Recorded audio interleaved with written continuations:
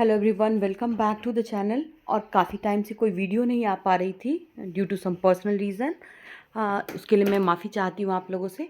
और इस बीच army public school के बहुत सारे जो बच्चे हैं जिन्होंने अप्लाई किया था, रिज़ल्ट आने के बाद जगह जगह वैकेंसीज़ आई हुई थी और मुझे कमेंट्स बहुत सारे आ रहे थे कि उनको कई सारे लोगों को बहुत दिक्कत आ रही थी। तो यहाँ कोशिश करूँगी जितनी सारे मुझे आपके कमेंट्स में प्रॉब्लम दिखे थे मैं उनको दूर करने की कोशिश करूँगी। साथ ही साथ कुछ वैकेंसीज़ की अपडेट्स भी दूँगी। आप चाहे तो सबसे पहली बात है कि आप वैकेंसीज़ कैसे जानेंगे, तो आप अपने नियरेस्ट जो भी आर्मी पब्लिक स्कूल है, ऑलमोस्ट सबकी वैकेंसी अभी आई हुई है। किसी की लास्ट डेट जस्ट ओवर हुई है या किसी की अभी ओवर नहीं हुई है, तो आप उस डेट का ध्यान रखते हुए आप अप्लाई कर सकते हैं।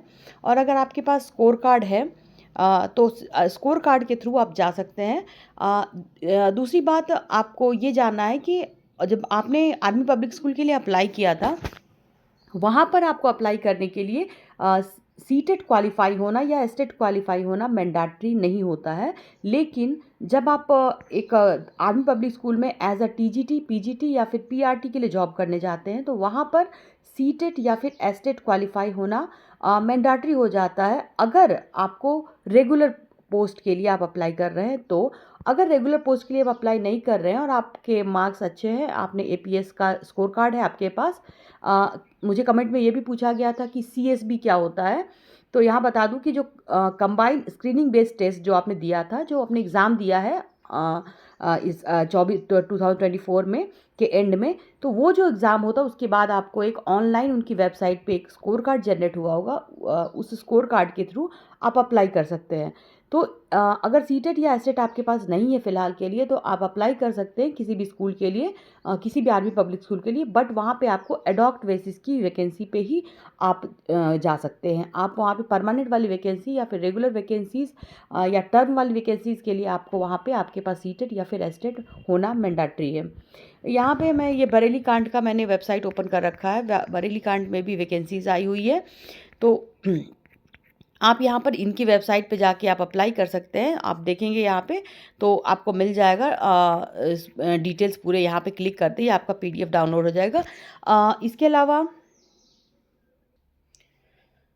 ये आर्मी पब्लिक स्कूल चंडीगढ़ की भी वैकेंसी आई हुई थी अभी। आर्मी पब्लिक स्कूल जो है यहाँ पे ये हेमपुर एपीएस फतेहगढ़ की वैकेंसी भी है। तो कई सारी वैकेंसीज आई हुई हैं और आपका देखिए सब जो जितने भी है सब में अपनी डेट दे रखी है। आपको उस डेट को फॉलो कर यहाँ पे मैं एक और आर्मी पब्लिक स्कूल मेंशन कर रही हूँ, लेकिन अभी जस्ट इसकी डेट ख़त्म हो चुकी है। ये शायद 20 जनवरी तक इसकी डेट थी। हिसार की हरियाणा की वैकेंसी थी आर्मी पब्लिक स्कूल के लिए। तो यहाँ पे वैकेंसीज़ के नंबर लिखे होते। और कुछ बातें मैं क्लियर कर देना चाहती हूँ। जैसे आप लोग वैकेंसीज़ देखते हैं तो उसमें जब आप नोटिफिकेशन आता है AWES का, तो वो दिखाते हैं कि हमारे पास 8000 वैकेंसी है। तो 8000 वैकेंसी में आप ये कंफ्यूज ना हो कि आपको 8000 वैकेंसीज़ है।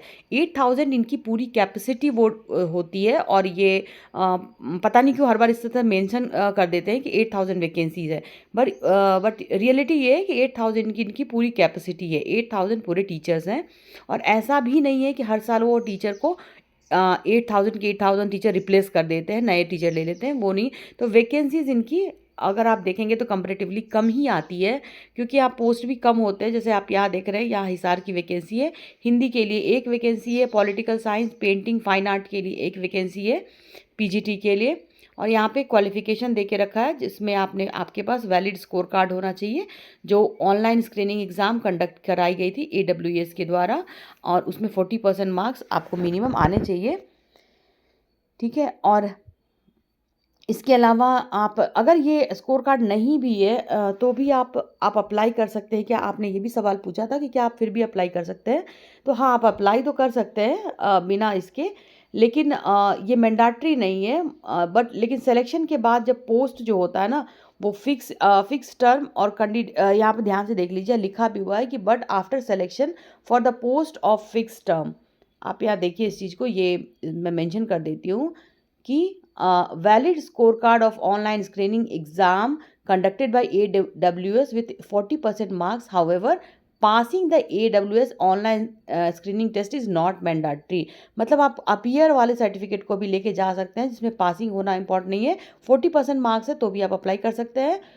तो वो आपके पास अपीयरिंग इंटरव्यू में होने के लिए इनफ है। But after the selection of the post of a fix term teacher, the candidate must pass the OST within 1 year of being appointed with minimum overall raw score of 40% या फिर 80 marks का जो है वो आपको 1 year के अंदर complete करना पड़ेगा। अपनी वैकेंसी, अपनी जो रिक्रूटमेंट है उसको आगे ले जाने के लिए फिक्स टर्म टीचर के लिए वो इम्पॉर्टेंट है।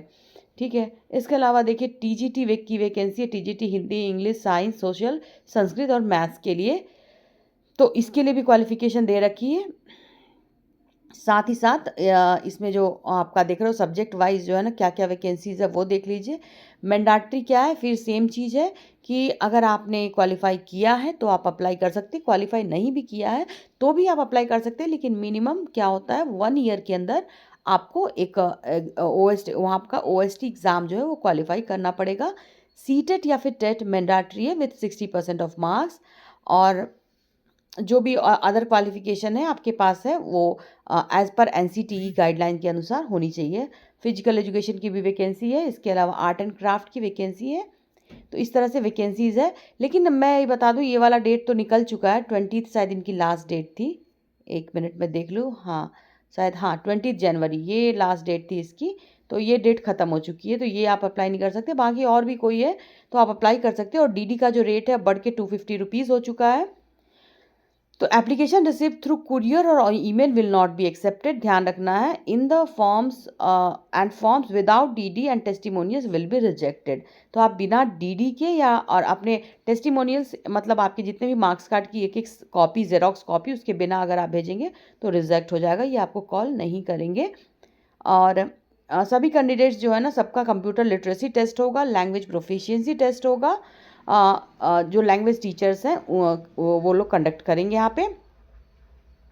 लैंग्वेज टीचर्स के लिए भी टेस्ट होगा लैंग्वेज प्रोफिशिएंसी का। और जो पोस्ट है ना that is liable to transfer within APS। तो कई बार ऐसा होता है कि कोई स्कूल कंडक्ट करता है और बाद में वो किसी भी APS को ट्रांसफ़र कर देता है टीचर्स को जहाँ रिक्रूटमेंट होती है। ठीक है, ये सारी क्राइटेरिया है इसकी। कॉन्टैक्ट नंबर भी यहाँ पे दिया हुआ है स्कूल का, मैनेजमेंट का। ठीक है, और यहाँ कुछ नोट जो लिखे हैं वो आप ध्यान से देख लीजिएगा कि the school reserves the right to fill any or none of the post as shown above. Decision of the management on the selection process will be final and binding on the individual. The number of vacancies may increase, decrease without period intimation. Yeah, the scrutiny of applications will be made as per CBSE AWS guideline, and also shortlisted candidates based the criteria as decided by the management will be called for interview. Telephonically, यहाँ देखिए या तो telephone followed by email, date और time of interview आपको बताई जाएगी। और army public school जो है जो कैटेगरी जो comes under the category of private unaided school and is not government institute. ध्यान रखने वाली बात है, बहुत सारे कमेंट इसलिए आते हैं कि क्या ये गवर्नमेंट है। तो पहले बता दूं, देखिए ये एक प्राइवेट अनएडेड स्कूल आता है, it is not a government institute. तो ध्यान रखना है, ये कोई गवर्नमेंट इंस्टीट्यूट नहीं है। TADA भी यहाँ पे कोई अटेंड करने के लिए आपको नहीं दिया जाएगा।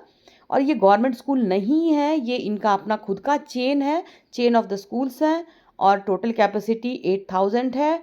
हर बार 8000 की वैकेंसी नहीं आती है, बहुत ही मिनिमम वैकेंसीज इनकी आती है। तो बहुत सारे कन्फ्यूज़न है, उसको आप दूर कर लीजिए। हाँ, चलिए इसके अलावा आपके कुछ कमेंट्स देख लेते हैं जो बहुत ज़रूरी है। जिन लोगों के इंटरव्यूज़ अभी होने वाले हैं उनके लिए बहुत वो बेचैन है अपने इंटरव्यू में कैसे क्या होने वाला है। तो आपके जितने कमेंट्स आज मुझे मिले हैं सब मैं सबको लूँगी।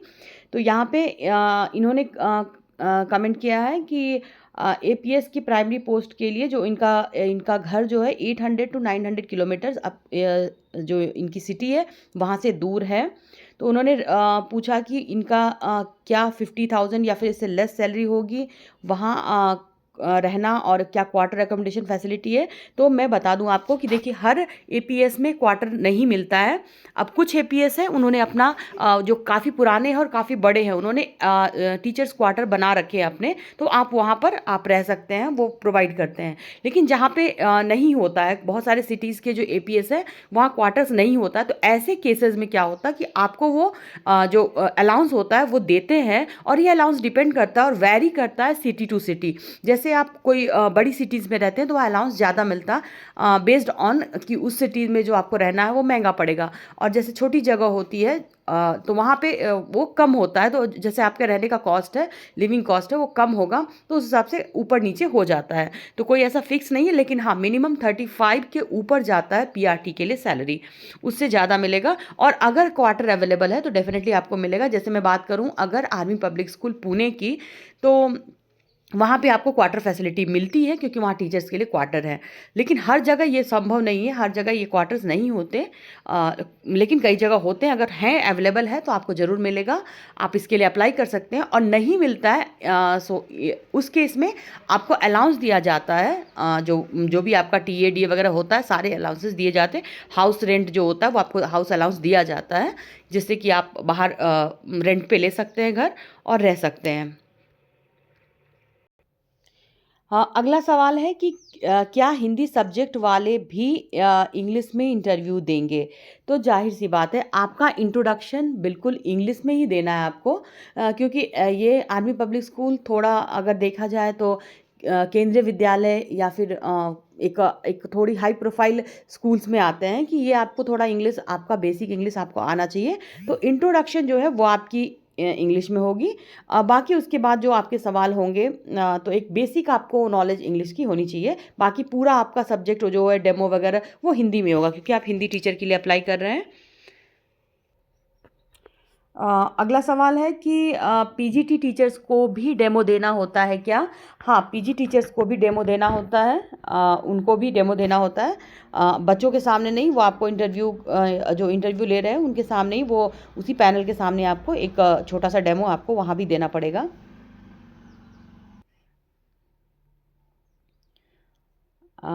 और यहाँ पे आप में से किसी ने पूछा है क्या सिलेक्शन हो गया आपका?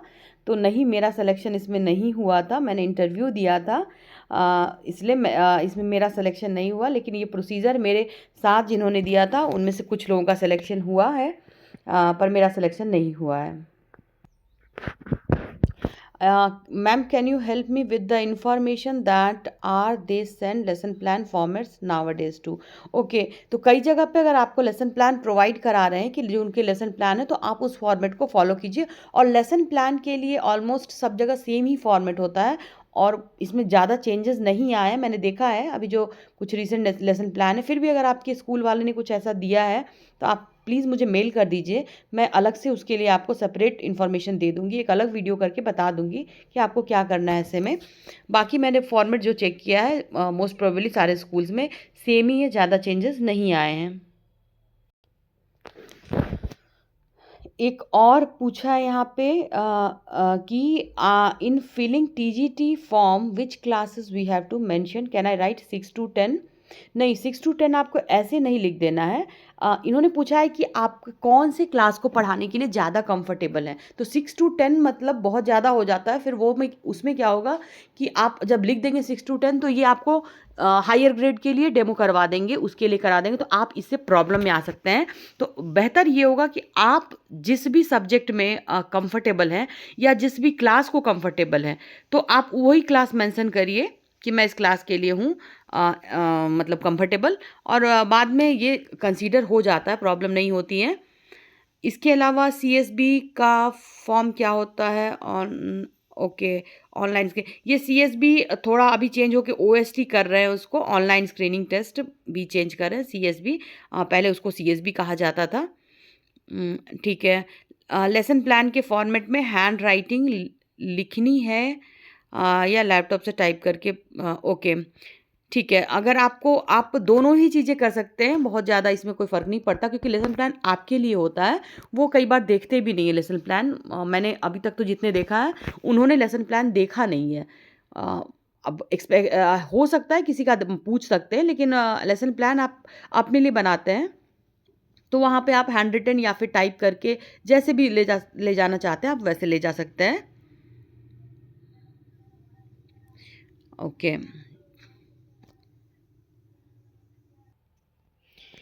इसके अलावा मैं जहाँ तक मैं आपको जितनी मदद कर सकती हूँ मैं कोशिश करूँगी आपको पूरी जानकारी प्रोवाइड कराने की। आपको फिर भी कुछ डाउट है तो इस वीडियो की कमेंट में आप करके पूछ सकते हैं। अभी मैं ये एप्लीकेशन फॉर्म यहाँ पे मैंने ओपन कर रखा है आर्मी पब्लिक स्कूल मुंबई का। अब आपको ये भी डाउट होगा कुछ लोगों को कि कैसे अप्लाई करना है, तो मैं एक बार आपको दिखा देती हूँ कैसे अप्लाई करना है और कैसे आपको उसकी वेबसाइट ढूंढनी है।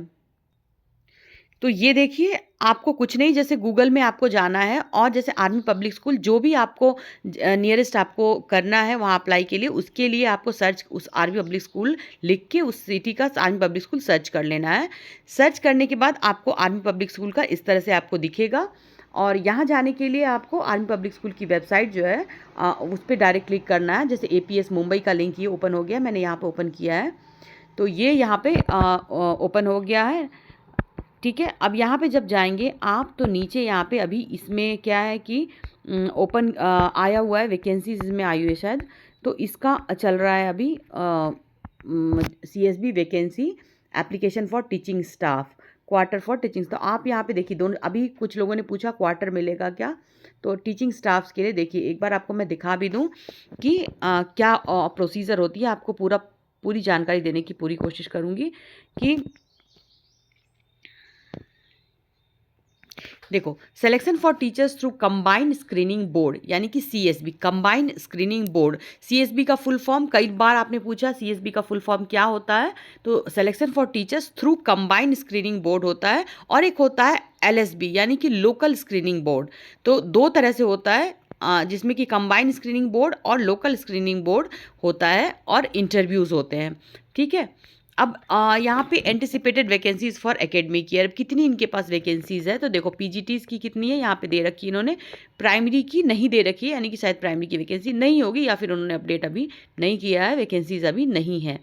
तो यहाँ पे एलिजिबिलिटी है देखो, so all candidates who have been shortlisted as per percentile system and those who had qualified as per earlier pass percentage. तो यहाँ पे क्या करना है आपको कि ऑनलाइन स्क्रीनिंग टेस्ट वो एलिजिबल है इंटरव्यूज़ के लिए। ठीक है, तो ये करना है। और सिलेक्शन कैसे होगा, अपॉइंटमेंट कैसे होगी, teaching subjects which online screening आपके जिसके लिए किया है और एलिजिबल है वैकेंसीज़ के हिसाब से वो आपको अनाउंस की जाएगी। देखो क्वालिफिकेशन सबके लिए दे रखी है, पोस्ट का नाम दिया हुआ है, तो ये आप पोस्ट का नाम जा कर के पूरा इसमें डिटेल चेक कर सकते हैं। अपना कैटेगरीज भी दी हुई है, फ्रेश कैंडिडेट्स के लिए कितना एज लिमिट दिया हुआ है, सब कुछ क्लियर इन्होंने मेंशन कर दिया है यहाँ पे। अब अप्रोप्रिएट कैटेगरी भी दी हुई, रजिस्ट्रेशन फॉर द कैंडिडेट्स, कैसे आपको रजिस्ट्रेशन करना है। CSB कंबाइंड सिलेक्शन बोर्ड और लोकल सिलेक्शन बोर्ड दोनों से कैसे करना है, depending upon the number of vacancy available as and the location of employment. Candidates who have qualified as per earlier system, other valid scorecards holder from the exam held in previous instances may apply. तो आपने पहले भी, जरूरी नहीं कि इस साल जिन्होंने सब अप्लाई किया वही कर सकते हैं, जो पहले भी क्वालिफाइड है वो भी अप्लाई कर सकते हैं। तो आपको यहाँ करना है क्या, यहाँ से उनकी वेबसाइट से उनका फॉर्म डाउनलोड कर लेना है, एप्लीकेशन फॉर्म। ठीक है, मैं वो भी आपको दिखा देती हूँ अभी फॉर्म कैसा दिखता है इनका। और उसके बाद देखिए कैसे होगा कि आपको किस तरह से इंटरव्यू होगा, पूरा दे के रखा है। इवैल्यूएशन ऑफ टीचिंग स्किल्स करेंगे, जिसमें कि इंटरव्यू जो है ना उसके लिए सेपरेटली जो होगा स्टेजेस होंगे, 2 पार्ट में होंगे, पार्ट 1 पार्ट 2 सेम डे होगा, 2 पार्ट में। पहला क्या है, टीचिंग प्रैक्टिस होगा जहां कैंडिडेट्स को कहा जाएगा कि एक क्लास कंडक्ट करने के लिए। पार्ट 2 होगा that is applicable only to language teachers के लिए होगा। ये पार्ट 2 वाला है, सिर्फ लैंग्वेज टीचर्स के लिए होगा, सबके लिए नहीं होगा। तो उनका एक रिटन टेस्ट होगा और रिटन टेस्ट के हिसाब से उनकी राइटिंग और कॉम्प्रिहेंशन को चेक किया जाएगा। ठीक है, इंटरव्यू बोर्ड में conduct a computer proficiency test at their description. तो यहाँ पर क्या डिपेंड करता है उनके इंटरव्यू कमेटी के ऊपर कितनी वैकेंसीज है और वो किस तरह से, अगर नंबर ऑफ कैंडिडेट ज़्यादा आ गए हैं तो वो ये करा लेते हैं। पे अलाउंसेस जो है बार बार आप पूछ रहे हैं, तो AWES एंड APS मुंबई के रूल रेगुलेशन के हिसाब से दिया जाएगा। हाईएस्ट स्टार्टिंग पे फॉर यहाँ पे जो आपके मेरिट के हिसाब से, डिजर्विंग कैंडिडेट्स के हिसाब से, और जो सिलेक्शन बोर्ड है वो डिसाइड करेगी आपकी सैलरी। ठीक है, लास्ट डेट फॉर सबमिशन, यहाँ भी लास्ट डेट शायद निकल चुकी है CSB की 25 जनवरी तक थी। ठीक है, ओके, यहाँ पे ये डेट निकल चुकी है, तो आप देख लीजिए। मेन मेरा मकसद था ये प्रोसेस को समझाना। डेट आप देख के आप अप्लाई कर सकते हैं। मुझे काफ़ी लेट हो गया ये वीडियो बनाने में, उसके लिए मैं फिर से क्षमा मांग रही हूँ आपसे।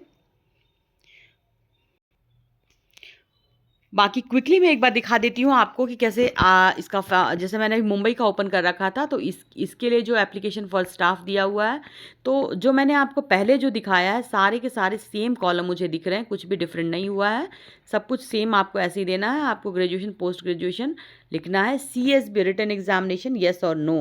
तो देखिए बार बार ये बताया गया है कि आपने जो क्वालिफाई किया है, 2 तरह के टेस्ट होते हैं, एक CSB, एक OST। ठीक है, तो उसके हिसाब से आपको ये मेंशन करना है कि CSB, और कहीं पे CSB है, कहीं OST है, तो यहाँ पे आपको मेंशन करना है। ठीक है, बाकी सभी कुछ सेम है जो मैंने आपको कराया था। ओके, तो मुझे यहाँ कुछ भी डिफरेंट नहीं लग रहा है जो आपको नया ऐड हुआ है। यहाँ पे एप्टीट्यूड, हेल्थ वगैरह सब कुछ सेम है। मैंने ये फॉर्म पहले ही आपको करवा दिया है। ओके, ठीक है, अब ये एप्लीकेशन के साथ जो DD पहले 100 रुपीज़ की थी वो 250 हो गई है। तो आप ये अप्लाई कर सकते हैं। इसमें 250 के DD के साथ ही एक्सेप्ट करेंगे ये, नहीं तो आपका रिजेक्ट कर देंगे। साथ के साथ आपको जितने भी टेस्टिमोनियल्स हैं, यानी कि आपके मार्क्स कार्ड है, सबकी एक एक ज़ेरॉक्स आप ज़रूर डालिएगा टू अवॉइड द रिजेक्शन। ठीक है, ये सारी बातें हो गई। और अगर आपको कुछ भी अभी डाउट रह गया है तो आप प्लीज़ कमेंट कर दीजिए। मैं सेपरेट वीडियो जितनी जल्दी होगा मैं बना दूँगी। अभी मैं कोशिश करूँगी जल्दी वीडियोज़ बनाने की। ठीक है, मिलते हैं जल्दी नेक्स्ट वीडियो में। Till then good bye and take care. Thanks for watching. और प्लीज़ अपने डाउट्स कमेंट में ज़रूर छोड़ दीजिए, जिससे मैं आपको अगली वीडियो प्रोवाइड कर दूँ।